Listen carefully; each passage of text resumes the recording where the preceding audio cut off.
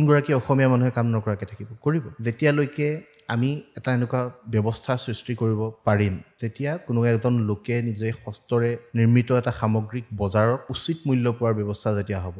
এজন মানুহে খুব কষ্টৰে হৈতে যেতিয়া বাঁহৰ ঝাৰু এটা বনাই আনে তাত 10 টকা 20 টকাৰ বাৰ্গেন কৰি থকাতকৈ আমি যদি 50 টকা দিয়ে কিনাৰ আৰম্ভ কৰোঁ আমি তেখেতৰ কৰ্মৰ মূল্যটো দিয়া হ'ল সেই বাঁহৰ এটা টুকুৰা লৈ তেওঁ দিনটো কষ্ট কৰি বাহনি কেইটামান সাজে সেই বাহনিক লৈ তেওঁ বিক্ৰী কৰিবলৈ যায় টুকুৰি বনাই সেই টুকুৰিটোৰ দামটো আমি দিবলৈ বেয়া পাওঁ কিন্তু দামী ৰেষ্টুৰেণ্টত খাব গ'লেতো আমি সকলোবিলাক পইচা দিয়া হওঁ শ্ৰমে যেতিয়া মূল্য পাব প্ৰত্যেকগৰাকী মানুহে কামৰ প্ৰতি আগ্ৰহী হ'ব প্ৰত্যেকে কাম কৰিব আৰু সেই কামবিলাকৰ যোগেদিয়ে অসমীয়া জাতিটোৰ শক্তিশালী এটা অৰ্থনৈতিক ভেটি হ'ব এই মানুহে মানুহৰ বাবে ভবা যিটো কথা যিটো পৰ্যায় সেই পৰ্যায়টোলৈ আমি সকলোকে লৈ যাব লাগিব আমি মানসিকতাৰ পৰিৱৰ্তন আমি নিজৰে পৰা আৰম্ভ কৰিব লাগিব সেই শৃংখলাটোৰ যোগেদি আমি হয়তো মানসিকতাৰ পৰিৱৰ্তন ক'ৰবাত সাধন কৰিব পাৰিম যি মানসিকতাৰ পৰিৱৰ্তনে জাতীয় জীৱনক শক্তি দিব সাহস দিব সেই সাহসখিনি আমি গোটাই লোৱাৰ খুব প্ৰয়োজনীয়তা আছে